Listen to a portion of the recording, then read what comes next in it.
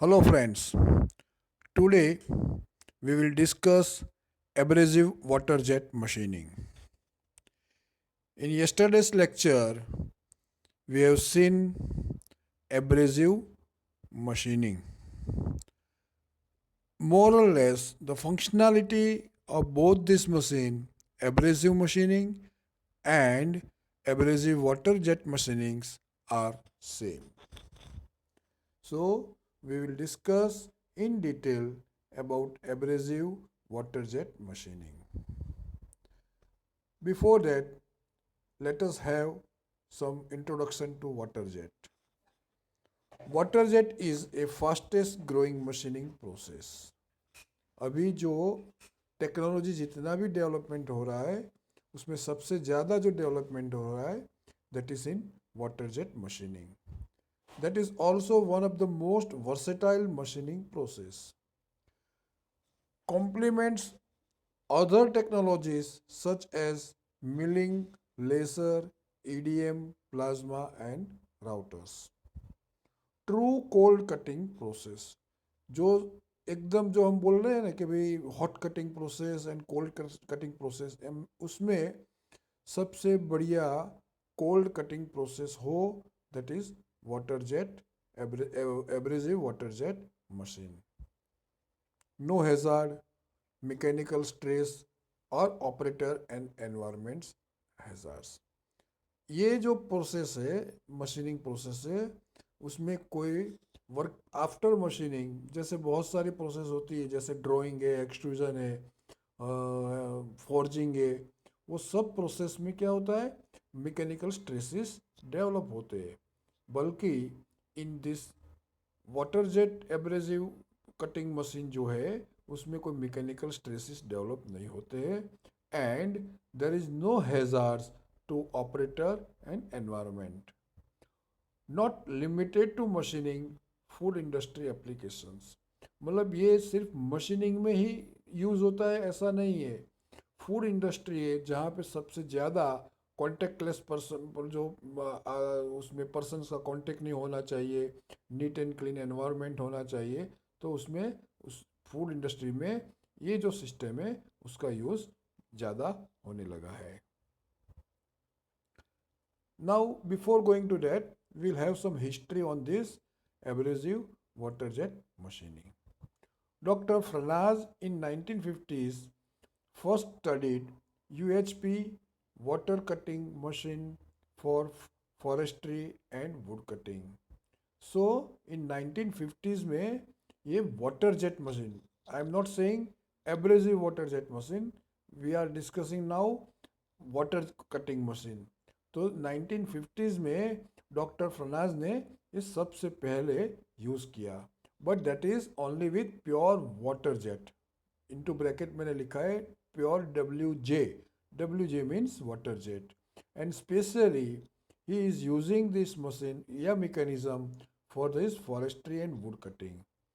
In 1979, Dr. Muhammad Hashish added abrasive particles to increase cutting force and ability to cut hard materials including steel, glass and concrete. जैसे 1950 तक क्या था कि उसमें specially soft material like would उसमें cutting या plywood ये सब में कटिंग होता था.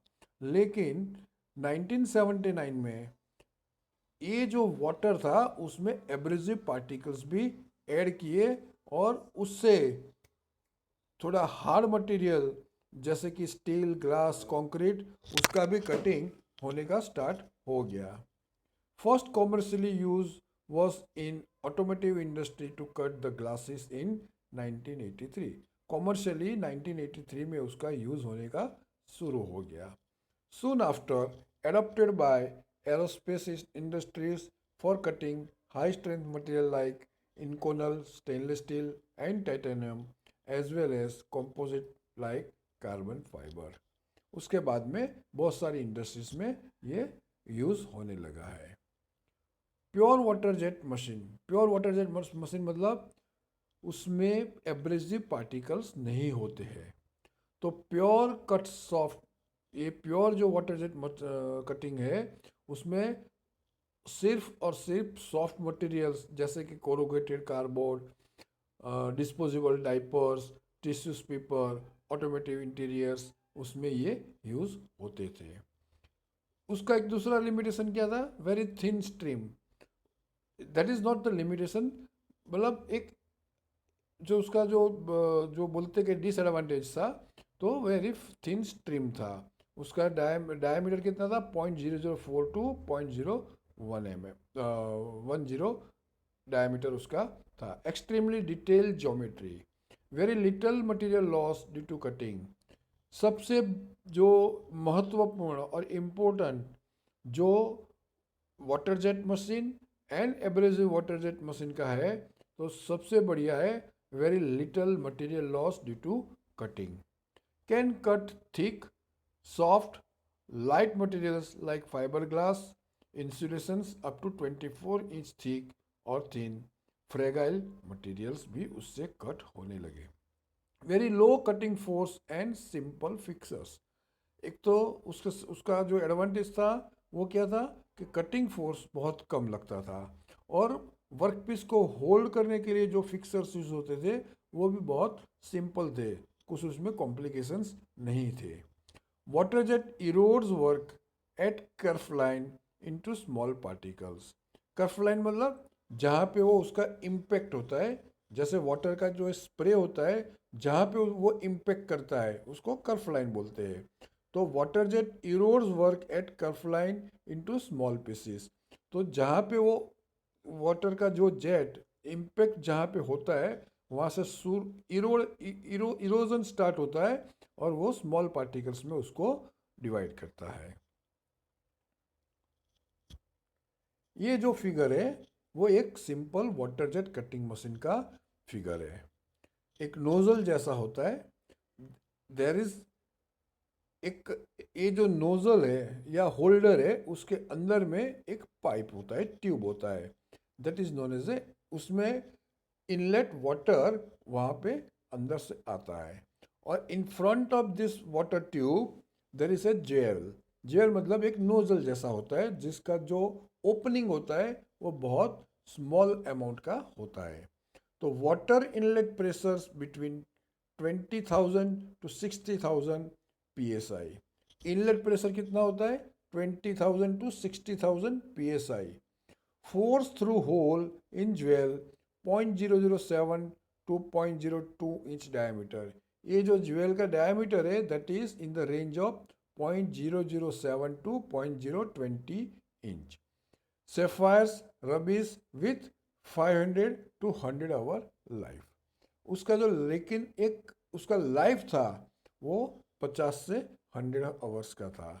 Diamond with 800 to 2000 hours life, but very pricey. मतलब ये जो आपका जो ज्वेल है वहाँ पे सेफायर का यूज़ करते हैं, तो उसका लाइफ 50 से 100 घंटे का होता है, जबकि वही ज्वेल अगर डायमंड का यूज़ करते हैं तो उसका लाइफ बढ़ जाता है, that is up to 800 to 2000 hours में उसका लाइफ बढ़ता है, बट वो कॉस्ट में आपको ज़्यादा पड़ता है। Now we will see abrasive WJ cutting या एब्रेसिव वाटर जेट कटिंग। ये एब्रेसिव वाटर जेट कटिंग कहाँ पे यूज़ होता है, तो use to cut much harder material. जैसे सिंपल वाटर जेट जो प्योर वाटर जेट कटिंग था वो कहाँ पे यूज़ होता था, सॉफ्ट मटेरियल में, जैसे कि वुड, कोरुगेटेड बॉक्सेस, डाइपर्स वगैरह में। लेकिन abrasive water jet cutting machine है वो कहाँ पे यूज़ होता है, फॉर द हार्डर मटेरियल्स जिसका हार्डनेस ज़्यादा होता है। Water is not use directly to cut material as in pure.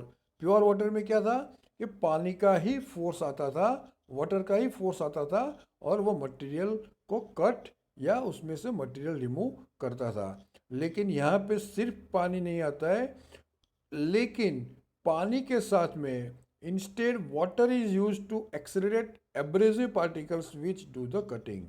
Actually उसमें एब्रेसिव पार्टिकल्स यूज होते हैं, लेकिन पानी क्यों यूज होता है, जो एब्रेसिव पार्टिकल्स है उसका वेलोसिटी बढ़ाने के लिए पानी यूज होता है।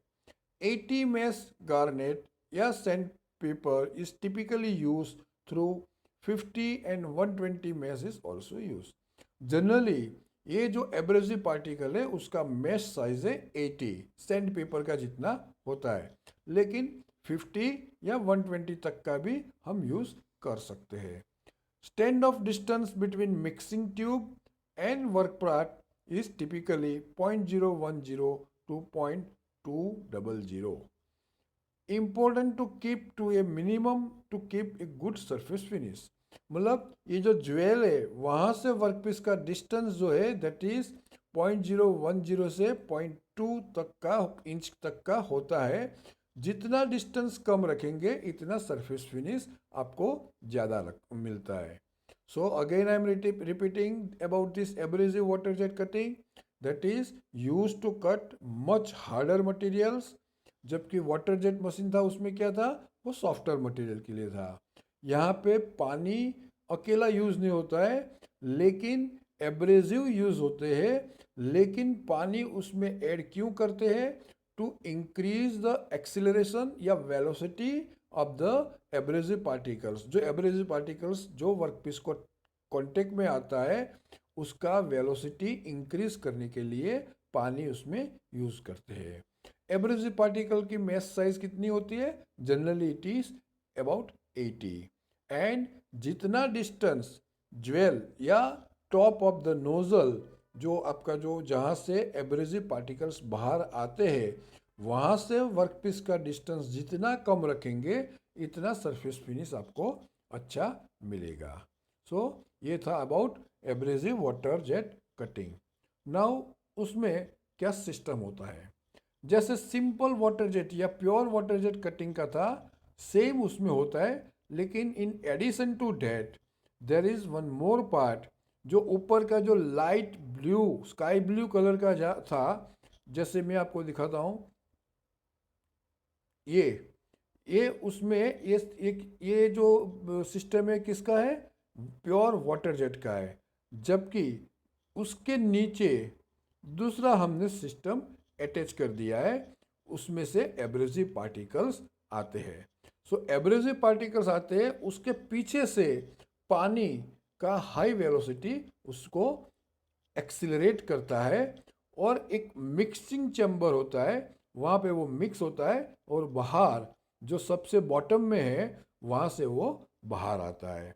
सो एब्रेसिव वाटर जेट कटिंग का evolution of mixing tube technology, उसमें एक मिक्सिंग ट्यूब टेक्नोलॉजी होता है। Standard tungsten carbide last 4 to 6 hours. ये जो आगे का जो नोजल दिखाया हुआ है वो मोस्टली टंगस्टन कार्बाइड का होता है, लेकिन वो 4 से 6 घंटे तक वो काम कर सकता है।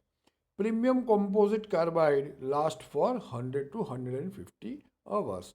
इंस्टेड ऑफ टंगस्टन कार्बाइड अगर हम ये कंपोजिट कार्बाइड मटेरियल का यूज करेंगे then we can have a life of 200 to 150 hours. Consumable include water, abrasive, orifice and mixing tube. ये जो मिक्सिंग ट्यूब है, ओरिफिस है, वाटर और एब्रेसिव, ये चार उसके मेन कंज्यूमेबल है। कंज्यूमेबल मतलब वो उसके बाद में हम उसको रीयूज नहीं कर सकते हैं। टॉलरेंसेस, ये जो एब्रेसिव वाटर जेट कटिंग हम करेंगे तो आफ्टर मशीनिंग उसका टॉलरेंस कितना होता है, that is in the range of plus और माइनस 0.005 इंच। मतलब बहुत अच्छा सरफेस फिनिश आपको उसमें मिल सकता है। Machines usually have repeatability of 0.001 inch. मतलब ऐसा भी हो सकता है कि उससे भी अच्छा tolerance in the range of 0.001 inch तक मिल सकता है। Comparatively traditional machining centers can hold tolerances of 0.001 inch with a similar repeatability. Water jet tolerance range is good for many applications where critical tolerances are not crucial to work design. मतलब instead of using this abrasive water jet machine, if we are using pure water jet तो उसमें थोड़ा उसका tolerance का range थोड़ा ज़्यादा बढ़ जाता है। लेकिन ये प्योर वाटर जेट मशीन हम कहाँ यूज़ कर सकते हैं कि जहाँ पे आपके पास वाइड टॉलरेंस में आपको मशीनिंग करना है तब। ये उसका एक सेटअप मैंने दिखाया हुआ है, वो कैसे होता है। एक तो यहाँ पे कंट्रोलर है, उसके नीचे पंप है। ये जो जो ये यूनिट जो दिखाया हुआ है that is abrasive delivery system है। यहाँ पे एक नोजल है, नोजल में से आपका एब्रेसिव मटेरियल फोर्स में पानी ऐड किया हुआ बाहर निकलता है। तो ये एक उसका एक सेटअप है।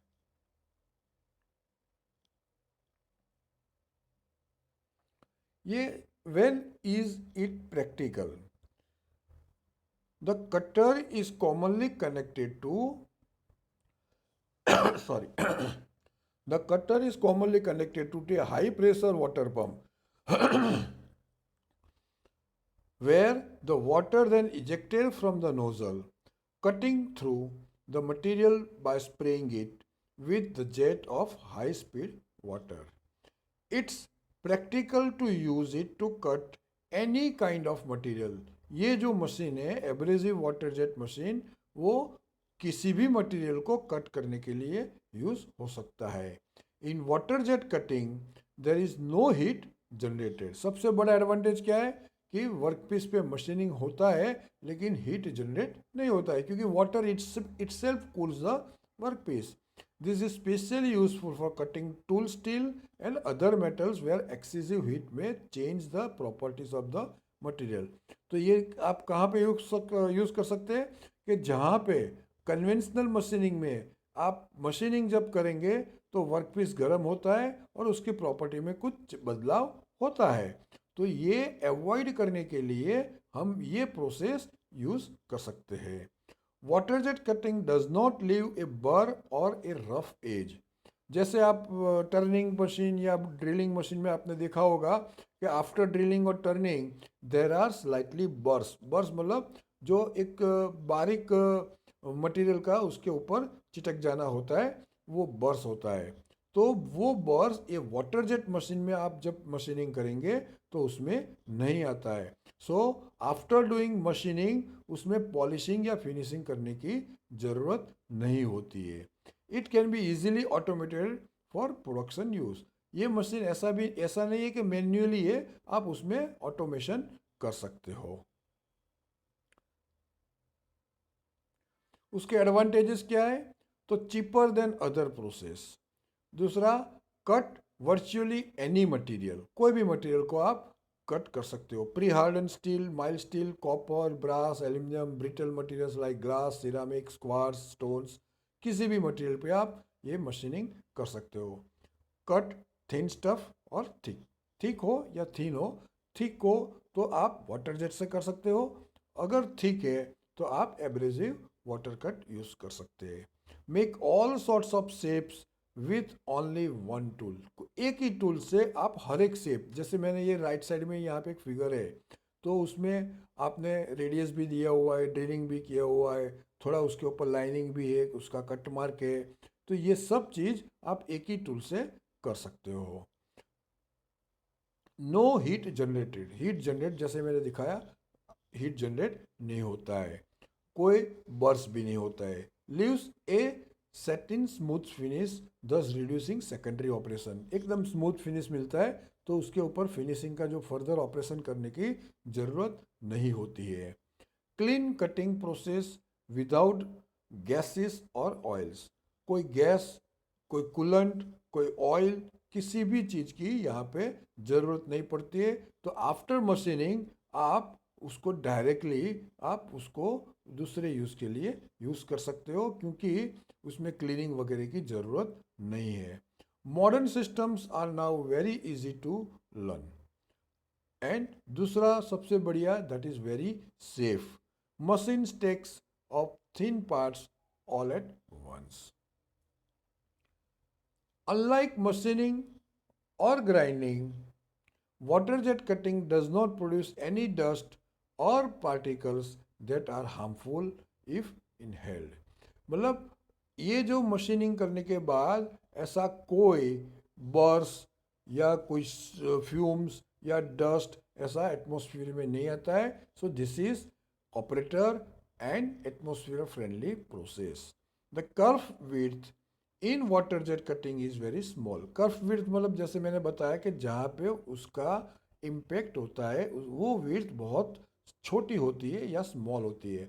And very little material is wasted. तो जो कटिंग होता है, जैसे मान लो कि मैं आपको एग्जांपल देता हूँ कि कोई एक आप 1 mm का विड्थ वाला या थिकनेस वाला आप नाइफ से कुछ कट करते हैं. That means at every cut you are losing 1 mm material from that workpiece.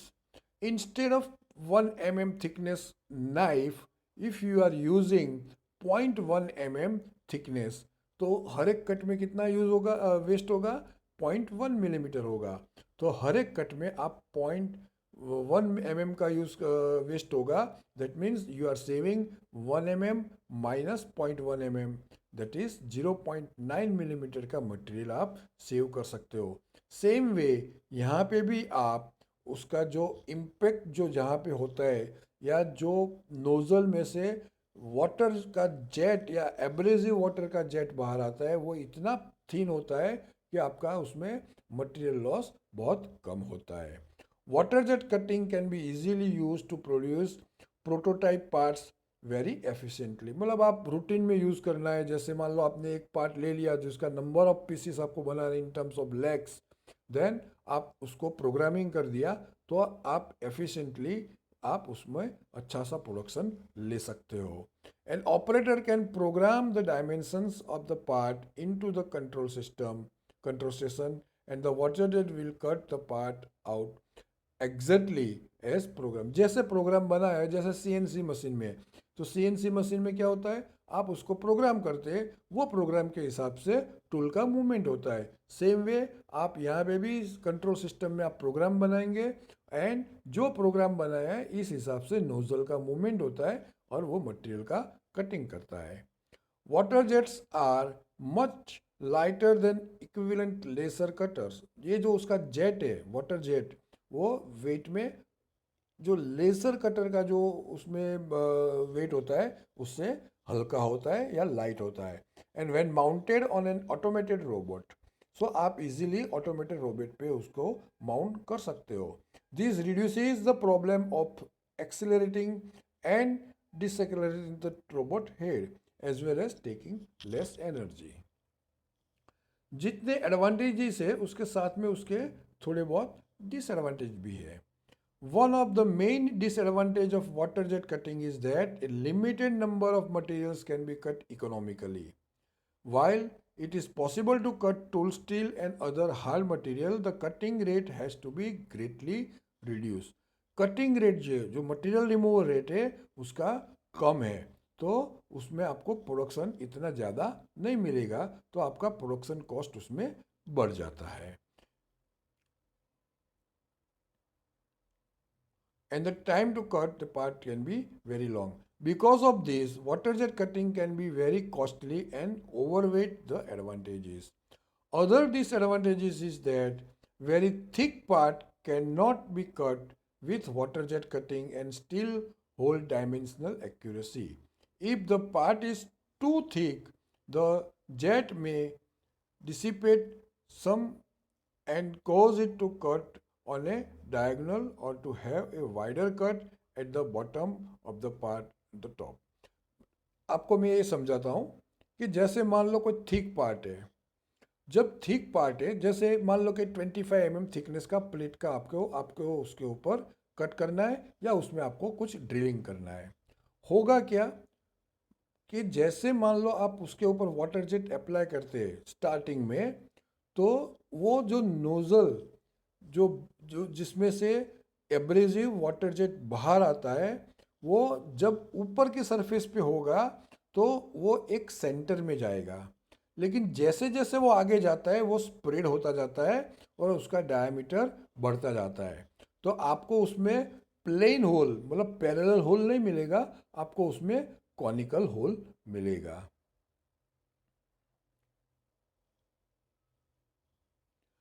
मतलब ये जैसे taper is also a problem with water jet cutting in very thick material. Taper is when the jet exits the part at a different angle, then it enters the part and can cause dimensional inaccuracy. Now practical application कहाँ पे है? Edge finishing करना है, रेडियसिंग करना है, deburring करना है और पॉलिशिंग करना है।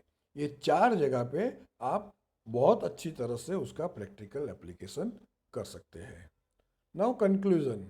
सो कंक्लूजन में आप ये लिख सकते हैं, relatively new technology has caught on quickly and is replacing century old methods of manufacturing, used not only in typical machining applications but food and soft good industries. As material and pump technology advances faster, cutting rates, longer components life and tighter tolerance will be achievable. जैसे मान लो कि भी पहले की जो pump का जो technology था उसमें अभी बहुत सारा डेवलपमेंट हो रहा है, तो जैसे जैसे उसमें डेवलपमेंट होता जाएगा, क्योंकि ये उसका टाइम जो कटिंग का टाइम है, abrasive water jet cutting machine में कटिंग का जो टाइम है या मशीनिंग का जो टाइम है, that is very much depending on the velocity of the water या velocity of the mixture of water and abrasive particles.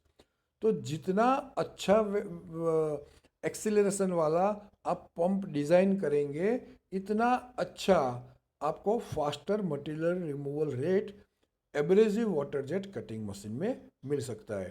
तो अभी पंप टेक्नोलॉजी में बहुत सारे एडवांसेस हो रहे हैं, so that in future we can have a faster cutting rates, longer component life and tighter tolerance will be achievable. Paves the way for new machining process that embrace simplicity and have a small environmental impact. So this is the conclusion. Now, as usual, there are two questions that you have to answer. Explain abrasive water jet machining with sketch. Second, write advantages and limitation of abrasive water jet machining. Thank you.